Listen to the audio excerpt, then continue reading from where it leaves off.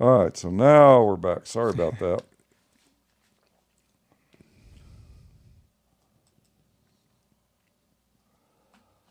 All right, so this last session here, we're going to try to keep this fairly short. Yeah. We're going to come back. When we started this thing, we were talking about all of us and what we do and all this, that, and the other, and talked about racing. I want to give Jay an opportunity here to do most of the talking on this session.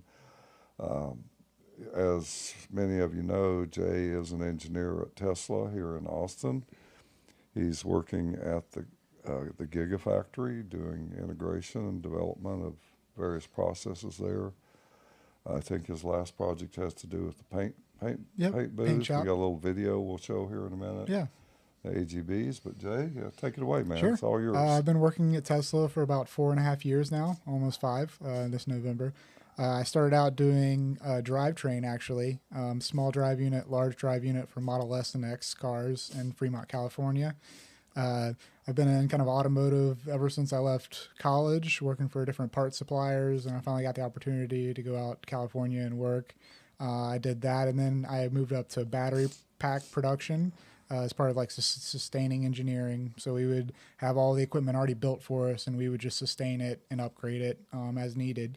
And one of my big projects was the new Palladium Model S and X battery pack. They had a lot of auto-guided vehicles that needed to be updated, and the track needed to completely change to assist with building the battery packs. And after completing that project, I joined a whole new team at Tesla called Mobile Robotics, which we all do just AGVs, and we also were in charge of the Tesla robot. So part of our team was working on that. But that has since kind of shaken up a little bit, and now the mobile robotics team just deals with AGVs.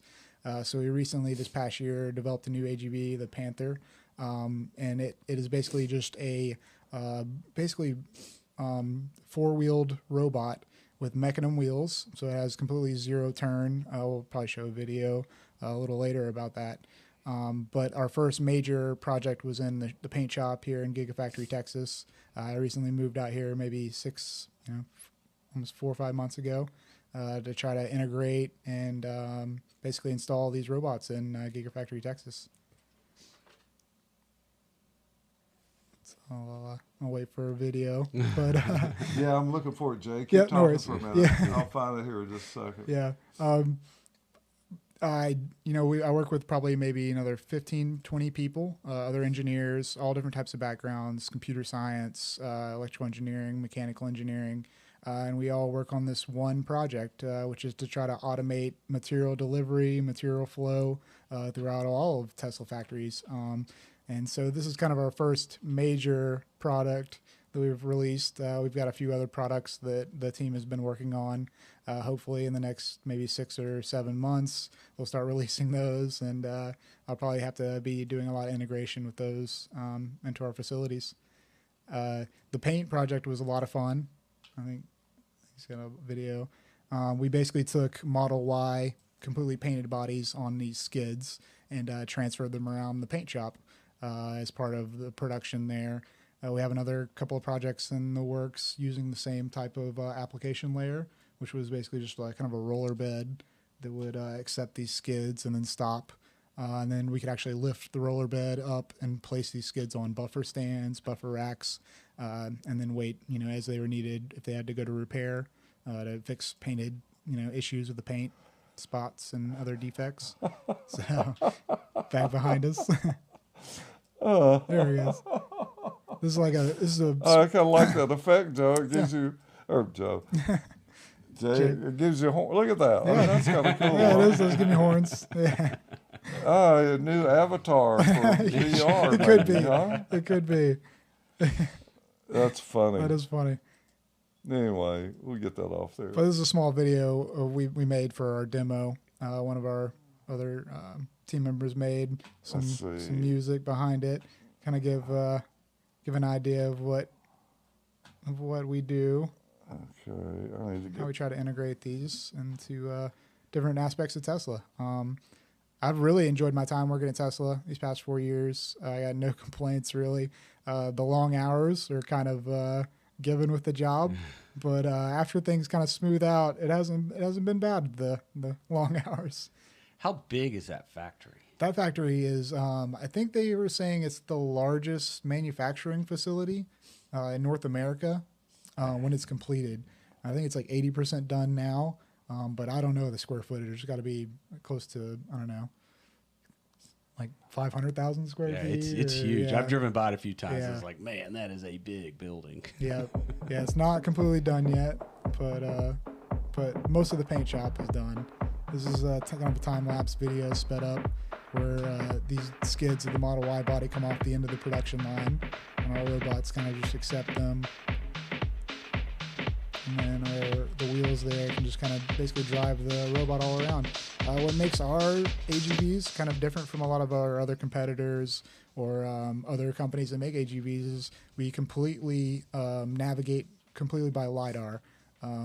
We basically shoot lasers everywhere on the bottom of the robot there that basically makes a map of the floor, and it can do obstacle avoidance and different things like that. In the past, a lot of other companies use line following robots, or they put down magnetic strips and they just have a magnet sensor kind of follow these paths. But our design hopefully allows us to be a lot more flexible. We can change a lot of different aspects of that. We don't have to completely just follow one path. Yeah, I was asking you about that, Jay, when I talked to you a little bit about automation a while back, because I have some background in this area myself, having worked for Texas Instruments Industrial Systems Division and also for Allen Bradley. So I've got some knowledge of automation, industrial automation, the automotive industry, and also others. And I was at a large pharmaceutical factory in North Carolina. Oh, wow. Not actually that awful long ago that had AGVs, but they were not at the level of what you guys are doing. Yeah. They were the tracked type. Yep. They had tracks through the facility. It would pick up pallets of goods and take it to an automated warehouse. And those robots, or the AGVs, ran that track through the facility, picked up their loads, dropped it off, and then came back to the same location. So I'd never seen what I would call more autonomous AGVs than this style. Yeah. Yeah, we've really had a great team at Tesla do a lot of the software to make these maps with just lasers. We put some reflectors a lot of times on some columns to kind of give it a more defined image of what it's trying to do. We also have like mechanism wheels, which allow for a complete zero turn or side by side, as some people have seen in the video, motion. So our ability to create waypoints and to navigate very tight spaces completely blows the competition away. Like you were saying, most of the other competition, they put down magnetic tape for robots to follow. And that's kind of a hard thing to do really tight turns or to get into certain areas. It makes it a harder challenge. We still actually do have a lot of line following, magnetic strip following robots, AGVs at Tesla. But this new product that we're trying to launch is completely designed in-house by Tesla. I was just going to say, you guys designed this yourself. Yep. That's correct, yeah. That was done by Tesla Engineering. Yep. Not by an outside contractor. Yep. Obviously, you bought materials and controls, et cetera, but you did your own integration, design of the mechanical platforms, and whatever software development is required to make this work. Yeah, this is actually a video shot we put the camera on the robot while it's doing its thing. But you're absolutely right. It's completely internal design. We use a lot of actually parts from other Tesla products. The Powerwall packs. We've actually used hubs from Model 3 for testing, and all sorts of other parts. Anything that we can kind of reuse or integrate that's a Tesla product into it, we definitely want to try to do that. Yeah. Now, one of the things that I take away is quite a bit different for what you're doing at Tesla. The other automobile manufacturers that I've had pretty close contact with, there are suppliers, automation suppliers to them, and they rarely have enough in-house engineering to do this kind of level of development and engineering. Yeah. So I think that's kind of unique so far as what Tesla's done here is to keep that technology in house. Really. Yeah. Yeah, I think that's been a huge kind of corporate structure that Elon has done a lot to try to keep as much internally designed to Tesla stuff. Even we have some chip designs, the touch screen of the Model 3s and the Model S's and X's are some of the, all the autopilot hardware and all that is designed in-house by Tesla. So we have actually a lot of resources and people we can reach out to kind of solve a lot of these other engineering challenges. Well, let me make a comment to that, which I found what you say quite interesting. I recall visiting with an engineer, and I won't say which automobile manufacturer, but in Detroit area. And we were in their dashboard manufacturing facility and the design facility for that. And they did design their own dashes at the time. Now, this is before electronic dashes are really kind of taken over. Yeah. Back in the more conventional dashboard days. And the guy was showing us a new model that they were going to be launching out. And I'm thinking, I wonder how long it takes to develop something like that and get it into production. He told me it took them 10 years. Yeah. Yeah. To get when they start a project of that nature till it actually deploys in a car. Yeah. I couldn't believe it was that freaking long. Yeah, it's a long time. Even like the redesign or refresh of cars take 8 to 10 years for most manufacturers. Just updating the designs of the cars. For projects like these, where we can have a kind of a specialized team, this is probably a 3 or 4 year project as well. This is a different iteration than what we originally designed. A lot of testing and different stuff went into this. So it's really cool to see a lot of these new Tesla design products try to make their way into the factory and improve automation. And it's interesting to see different engineering challenges kind of overcome with software a lot of times too. Our software team's great at Tesla. Now, you brushed on it just a moment when you first started here. Of course, obviously all of this is here in Austin. What were you doing when you were in Fremont for Tesla? So in Fremont, I was a sustaining engineer. So we would have production lines that needed upgrades or just needed to be sustained for production. So a lot of our projects doing that were when we needed to tear down a production line and upgrade it. We would come in and do a lot of the designs and changes. When I first started at Tesla, I was working on the motor, the drivetrain unit. So we had a lot of different robot cells that would insert the diff into the case and put all the rotor and stator and inverter all together to basically form a drive unit. And we'd have dynos that would test the drive units to make sure they're within spec before we would send them to the production line. So I was actually way heavilier involved with production rather than the serious engineering that I do now with mobile robotics. That factory in Fremont, was that originally that new United Motor factory? Yeah, that was a joint venture between GM and Toyota? Yep, I think that was in 1970. Didn't they sell the Geo? Didn't they make the Geos? They made the Geos, yeah. Yeah, they made the Geos, and they made some a couple other Toyota. Yeah, and I think that plant got shut down. It did. Sometime back when all the automobile manufacturers ran into problems, various different kinds of problems. Yeah, I think it was mostly GM, and Toyota kind of wanted a factory a foothold in America to do stuff too, so they kind of agreed to a joint venture to do that. And then when 2008, maybe. Yeah, whenever that big crash was. Yeah, the crash for GM, they had to basically close a lot of their assets and kind of restructure a lot of their car facilities, so they kind of shut it down. And the city of Fremont had it sitting for, I don't know, I remember being out years. there one time and seeing that closed down factory back in that era. They had it sitting, I think, closed for 4 or 5 years before Elon and Tesla came along and said. And who owned it? It was the city. Locally owned? Yeah, it went back to the city because GM basically completely pulled out. Well, they had gone bankrupt in there too. Yeah, yeah. So the city of Fremont gave Tesla a great deal for taxes to build in California. So they already had an automobile somewhat Yeah. geared up for manufacturing Yep. automobiles. That was when they first started developing the Model S. Okay. So that was like they had the whole empty factory to play with, and they put it all together. And that was like 2010. I didn't start Was until that the first model? yeah, the Model S. So S was the first. Roadster. Yeah, the Yeah, Roadster. I don't know the Tesla history very Oh, yeah, well yeah. at all. The Roadster was originally designed off the Elise. Of what? The Lotus Elise. Oh. So it had the same. Oh, I do. Yeah. yeah. I've seen a few of those, but not very many. Yeah, they're pretty rare now. But that was the original design. So they had Elise basically build their frames, and they just modified it and put a battery pack and a motor in it. That was Okay. the original Tesla Roadster. But the Model S was the first completely designed by Tesla Okay. car that they built in Fremont. And I think it was like 2010, 2012 is when they really started selling those. I didn't join Tesla until 2017.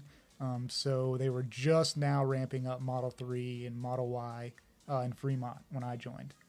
Okay. So it was really interesting to see how compact they can put a lot of the equipment in Tesla in that one factory in Fremont, because it definitely wasn't designed to hold all the stuff that we've kind of shoved in there. A lot of people give us criticism for creating tents outside of Fremont to build these cars in tents, because we literally just don't have any more space in Fremont to grow. So that's been all these pushes for Berlin and Shanghai and, of course, Austin, Texas now to actually build facilities, world-class facilities that can support high-volume production. So this backdrop behind us, Yeah. that's a picture that you brought Yeah, along. that's got my name on it. This used to be. This Oh, was, yeah. there you are, right in the middle, Yeah, man. I signed it. You're blocking your Yeah, own I'm blocking names. my name. I know it's in the way. Dang it. But this was the very first Palladium battery pack that we sold to customers. So I worked on the Palladium project to upgrade their AGV path and did a lot of electrical work with the existing robotic cells that we had there to kind of help basically facilitate changing the battery packs from the old Model S and X to the new, fast Palladium packs.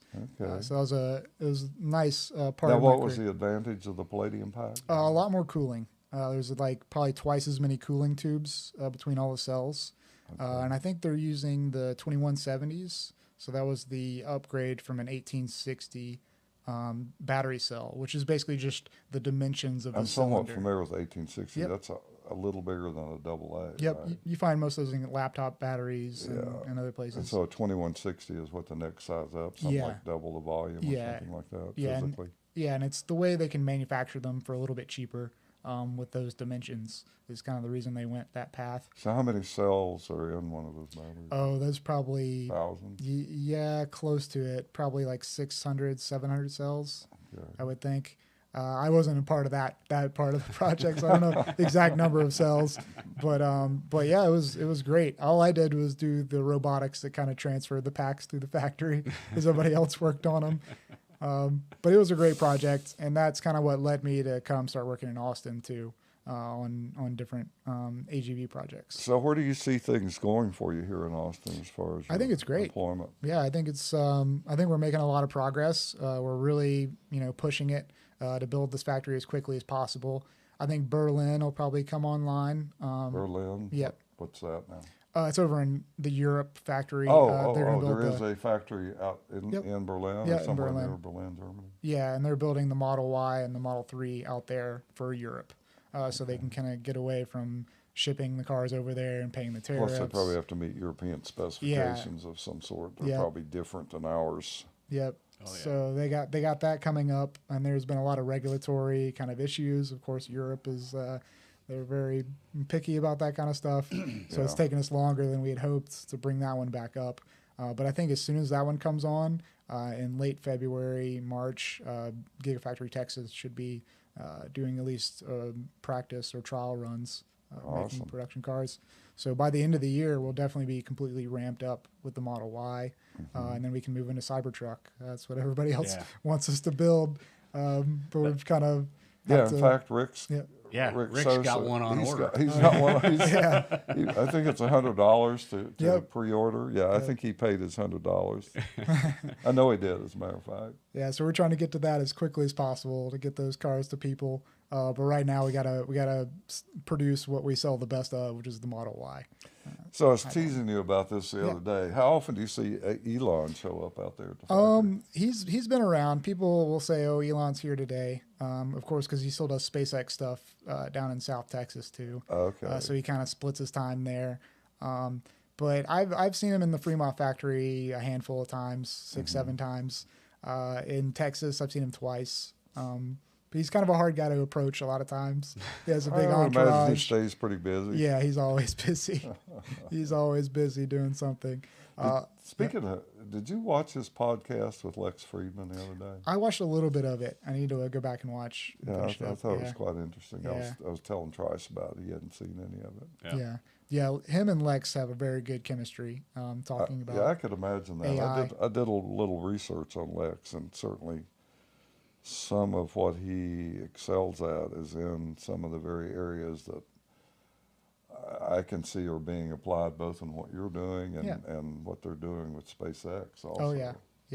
Kind of going back to my college days doing the FSA thing. A few of our team members actually do go and work at SpaceX. They do. Yeah. In the Texas facility? So he interned actually out here in Boca Chica, Texas, to doing like testing for rocket engines out there. But he's now in California and LA at their design studio. And I have a couple other friends out in California that do work at SpaceX. Yeah, So not that's to get cool. too far off the track. Did you see that thing? I think there's a video, I don't remember how I found it, that shows that catcher arm that they're developing to actually catch Yeah. the returning rocket and Yeah. not have to land on the barge. Or Yep. it just lands right back on the Right pad. back on, yeah, and they just kind of grab it before it kind of touches down. I think they're really doing that for the Starship because it's such that was my Yeah. takeaway on it. it's from what such they a were saying. big object to kind of make a barge on a sea that's constantly moving would be really difficult. And I think I think probably just on land. yeah, it's not still moving. difficult. Yeah. It's pretty darn Actually, it difficult. is moving 1,000 miles an hour. Yeah. But you don't realize that. Yeah, but that level of control with those rocket engines too, at that low velocity when it's about to land, is tricky. So them having an arm that can just kind of grab it and hold it there and let the engines kind of just go out and die would be probably beneficial. Yeah, it's amazing what they work on. Certainly an interesting concept. Yep. Because, I have some background in missiles in space. Oh, wow. In fact, that was my first job. Oh wow, In some ways, I was kind of a rocket scientist before Yeah. I did anything else. that is rocketry. I mean, He missiles, still everything. is. Huh? He still is. Well, I'm not. Yeah, not really. I got out of that a long time ago. I just decided aerospace is not what I wanted Yeah. to do for the rest of my life. Yeah, Well, I could very well have done that, yeah. probably. Yeah, it's interesting. I've always been fascinated by space, rockets and stuff like that. But I've always been scared of the math. I do enough math. I'm good. That's You're like- always scared of the crazy. math. Now, what do you say that? Why are you saying you were It's, scared of that? it's just like a lot. It's a lot of work to understand those concepts and to be that good with a lot. I'm sure software nowadays is caught up, and it's a lot easier. Yeah, didn't I say that somebody that maybe to you is there's more processing power in a phone than there was when Yeah. we went to the moon in the Yep. vehicle that went to the moon. Yeah, it's true. That is true. However many went to the moon, quite a few Yeah. actually. Yeah, it's amazing what they could do back then. The The no, limited it's more resources. amazing what we do today. That's true. Yeah, Yeah. It's amazing Came what we're far. doing with the technology that we're doing right Yeah. here in my Yeah. house. Yeah. Yeah. You couldn't have done this not that long ago. No. Yeah, not have this nice of a setup. Yeah. I mean, you think like 40 years ago, right? We didn't even have PCs. We didn't have, we were still doing punch cards and, literally 40 years ago. That's Yeah. where we were. And so in 40 years, we've come this far. Yeah, It's pretty amazing. it is amazing. Yeah. Yeah, when I was in college, Jay, we were still. I hate to even get into this, but you might find it Slide interesting. rule and Oh yeah, that was engineering students. That's the first thing you did. You went Yeah. to the bookstore and you bought a slide rule. They had a K&E, Q1S, or I forgot the model of it, Desalon, Desitrig, something like that. Have you ever seen the slide rule? I've only seen pictures. I've only seen pictures. The architectural engineering department at the University of Tennessee, which we had to use some of their facilities, they had mechanical calculators. You ever seen a mechanical calculator? Yep. Yeah. It's like a great big typewriter with a million keys on it. Yeah. You ever use one of them? I never used never one. used I one. I've only saw seen it. them. seen 'em. Yeah, I in saw 'em. museums. I can remember the first, like calculator, right? Just finger touch calculator that could do math. I remember the first one of those I saw like in 1972. Something like that. Yeah. I It had was the a first Texas one. Instrument. little I bitty had the thing. first one TI made, whatever that was. Had a yellow screen on it, sort of, and it all it did was add, subtract, multiply. Oh, divide. yeah. That was Oh, it. my I mean, it God. didn't have any like built-in functions or anything Yeah. like that. Yeah, No, I can nothing remember like that. University of Tennessee, in the engineering department, we had it'd be a collector's item today. It was a Royal McBee computer. It used a drum.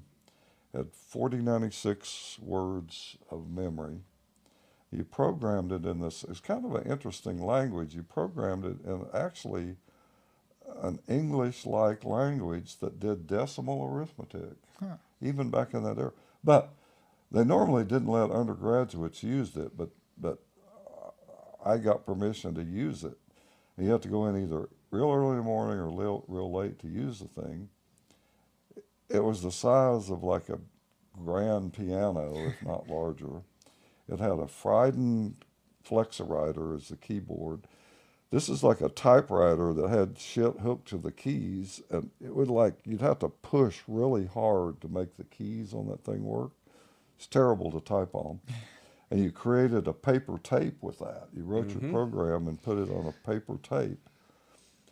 Then, of course, they always powered that thing down at night. We didn't have any retentive memory to speak of. So you would have to load the operating system, and that took about 30 minutes to feed all the tape in to load that Yep. thing. Yeah. Or what happens if it breaks or Yeah. tears Oh, or you're something? screwed. Oh, yeah. You always had backups. And then you had your own little program, whatever it was you had done, and you'd feed that thing in, and then it would type out your whatever it was that you had programmed on that Friden Flexowriter, which is nothing more than a glorified typewriter. Yeah, and then the computer science, for whatever reasons, the computer science department actually owned the only real computer on campus at that time. That was an IBM 7040.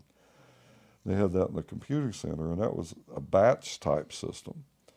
And so you'd have to go run your batch. So one of the classes I took, I forgot what it was, something, Math 315 or something. It was a Fortran class, and you'd write your programs in Fortran. Take your cards, like you say, you take your cards over there and turn those in. Guy stand at the window, you turn them in. They say, oh yeah, come back tomorrow and pick it up. You go back over there. And all your, whatever you've done be printed out on that white and green paper. Green bar. Huh? Green bar. Yeah. But the funniest thing I ever saw one day, I was over there. We had some little, it was a fairly simple little iterative program we had to create. This girl was in my class. I don't remember her name. We were over there picking up her shit. Well, I picked up mine, and I got my run. Of course, you didn't know if you had any mistake. I mean, all you had to have was one character out of alignment on the punch card, and you can get shit. So I go over and pick up my run, and I was looking at it. Well, this girl goes up. She gets her stuff, and the guy said, hold on just a minute here. It's going to take a few minutes. So he goes back in the back, and he starts lugging out these boxes of that damn paper, green bar paper. He lugged out 8. I mean, these are 8. Those boxes were, about a foot tall, I guess. He lugged out 8 of those boxes and set them down there. Said, okay, here's your It had an error message. It's like the first line of her program had something wrong with it. It had the same error message printed like 1 billion times. Oh, wow. Every box of that run was full of those error messages. And she looked at it and started crying. Oh, yeah. I mean, she That's literally expensive, I'm She was sure. crying right there in front of me, Jay. I swear to God, that's the truth. Absolutely the Oh, truth. wow. So I'm sure you had much better facilities Yes. than that. Yes, when even you were- in elementary school with an Apple III or something. Yeah. yeah, something like that. Oh my God. Yeah. All right, guys, we've been going about 30 minutes on this session. Anything else you want to say, Jay? No, it's been fun. I've enjoyed it thoroughly, man. Yeah. How about you, Trice? Anything Yeah, else you want to it's say fun. to close No. it out? It's a good time. Yeah. All Let's do it right. again. Well, whoever's watching, if you were, sorry we had a little few little technical difficulties, as they say, throughout this. But then again, that's the first time done it at this level of complexity to include the live and recorded and 3 people on On the VR headset. the Yeah. show Yeah. and the VR headset. So threw a lot of stuff in here. That was fun. And you know what? I'm a Luddite. You know what that means? You hate technology? Yes, I am. And my living room has got more technology. I know, it's got a No lot. kidding. It's like, I'm wow. looking around like, okay, Joe. Yeah. All right, guys. All right. All right. I want to fade us out.